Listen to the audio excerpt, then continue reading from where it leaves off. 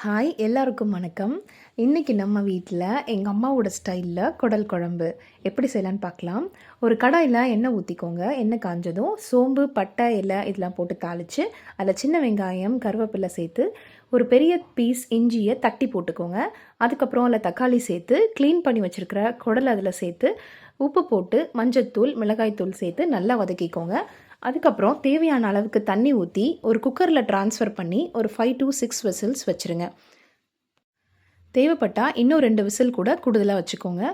ஏன்னா சில டைமில் குழந்தைங்க அதை மெல்லாமல் முழுங்கிடுவாங்க. அப்போது வேகாமல் இருந்துச்சு அப்படின்னா வயிறு வலி வரும். அதனால் நீங்கள் நல்லா வேக வச்சு கொடுக்குறது நல்லது.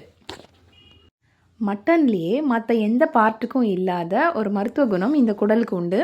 ஏன்னா நம்ம வயிற்றுலையோ குடல்லையோ புண்கள் இருந்தால் இந்த குடலை சூப்பாவோ குழம்பாவோ இல்லை கிரேவி மாதிரியோ செஞ்சு சாப்பிடும்போது அது நம்மளோட வயிற்றில் இருக்க புண்களை ஆற்றும் அப்படின்னு சொல்லுவாங்க.